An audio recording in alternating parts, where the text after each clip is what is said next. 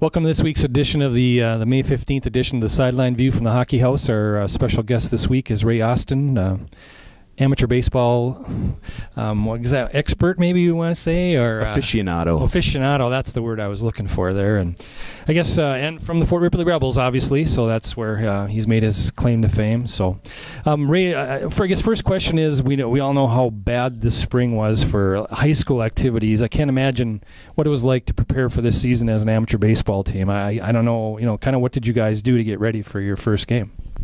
We were kind of lucky where our schedule was pushed back a little bit this year, so we didn't have any home games until this coming Sunday, actually. But there was, as short as 2 weeks ago, there was 6 feet of snow on our field, so it really cut into any preparation on the field we could do. So we've been taking swings at some indoor cages and things like that. But yeah, it's been a challenge. I'm sure.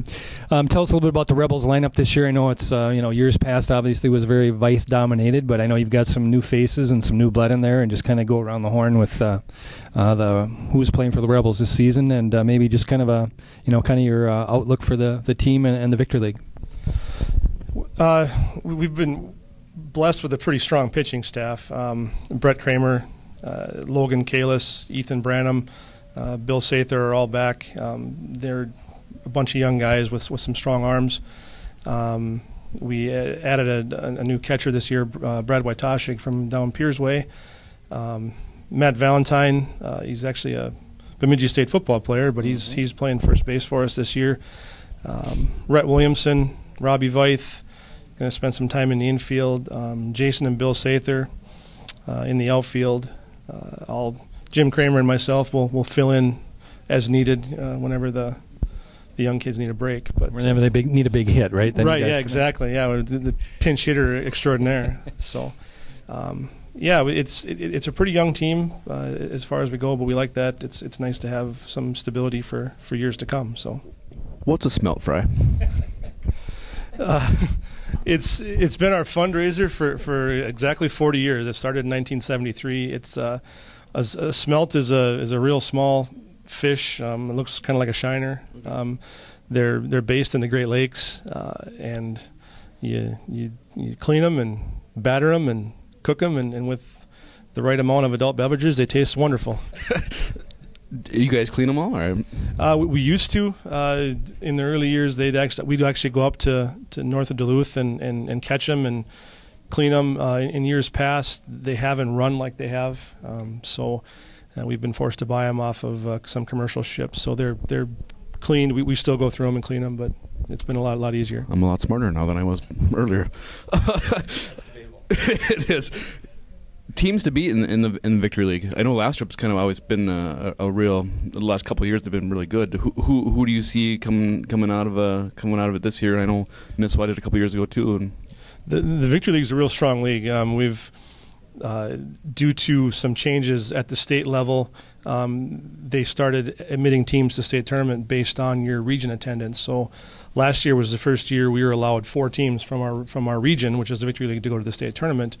Nisswa, Lastrup, Sobieski, and Avon went. 3 of the 4 teams, Lastrup, Sobieski, and Avon, made it to the final weekend, which out of the 8 teams, 3 of them were Victory League teams, which is something to say for our region. Nisswa is going to be a strong team. Lastrup is perennial. Sobieski, Avon. It's kind of any given Sunday kind of a mentality. There's, we played Crosby last weekend or 2 weeks ago and beat them pretty handily, and then they came back and beat Freeport last weekend, and Freeport's a good team as well. So I think it's who gets pitching and who stays healthy throughout the year. Is there a rivalry with Nisswa? I mean, there's a lot of Brainerd guys on both those squads. Is there a healthy rivalry between those two, you and Nisswa? Because you guys have both been kind of dominant in your division. Yeah, it's been fun. They're a real good team, and anytime you have 2 good teams together, it tends to lead towards some rivalries, and there's a lot of friendships on and off the field with those teams. But when the umpire says play ball, it's all business. So, and Brainerd feeds 4.5 teams. Nisswa, St. Matthias, Fort Ripley, Crosby has a lot of Brainerd players on it too. So, there's a lot of guys that we see over again and again that are from Brainerd. So. Now, I know you're a pro hockey fan, and I got this little trivia earlier last night, and for the first time in 40 years, what's happening in the NHL playoffs? I think you might know this one. Well, to say that I knew it before you told me the answer is a lie, but yeah.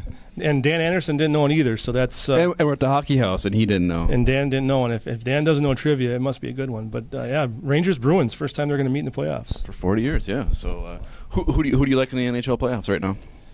I'm kind of cheering for the Red Wings because they can beat the team that beat the Wild, but I think Pittsburgh is going to be good, and I don't know. It's just fun to watch playoff hockey. These teams, they play a little harder in the playoffs. The three of us here, we've had kind of a good time on Twitter, I guess, obviously. So maybe talk a little bit about, I know you've got quite a few followers. I know you've, pretty, all your teammates and stuff from Fort Ripley are on there, obviously. But, I mean, we have some good fun with that during the week, and I guess we hope everybody kind of joins us with that. But just what's your experience been like with being on Twitter?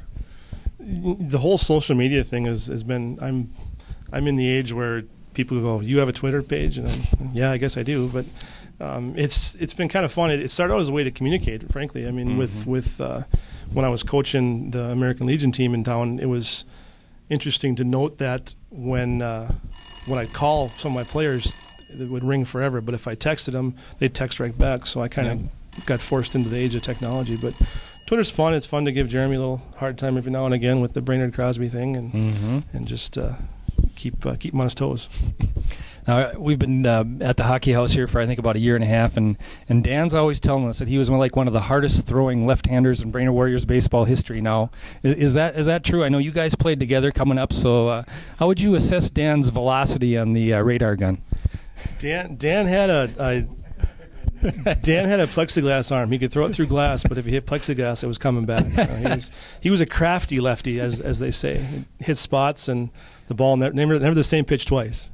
He, as Paul Gill once said at a banquet I was at, he had a hanging fastball. Is that right? Kind of like that? Hanging fastball and a blinker bender and signal before it turns. I know Victory League made a couple changes. I think it was like a year ago. Freeport came in, so I think is it 5 team divisions now, pretty much balanced in North and the East? Yeah, there's 20 teams in the Victory League, North, South, East, West. Freeport was added last year. They're obviously way down south, and they were placed in the West. There were 6 teams in the West, and it kind of some schedule imbalance. So they got moved to the North this year, give us a balanced schedule. They're a great team, have a really nice field. We're excited to have them. Another good team to play, and it's fun to play in different parks every now and again. Yep. How about exhibition games? You have quite a few of those scheduled. How many games other than league games, I guess, do you have? We have 13 league games, and we have 5 or 6 exhibition games. We're actually playing on the 4th of July in Brainerd. Community Action wanted to add baseball back to the 4th of July celebration, so they asked us to play the Brainerd Bees noon at 12 o'clock. At the high school field, before the parade. So that's going to be a fun one. I didn't realize that had been added. That's kind of a good thing. You'll have to get done before the mass crowd starts, I guess. Absolutely, so no extra innings that day. So, Jeremy, anything else you can think of? We pretty much covered smelt fry. Smelt fry. You know all about that now. So, how much money did you make on that, by the way? Ray, do you know? Any idea? Just enough to buy a fish next year. Okay. Well, that's a reason to have it next year, so that's a good job. So we want to thank Ray for stopping by and visiting with us, and we hope to join you next week again from the Hockey House. Thank you.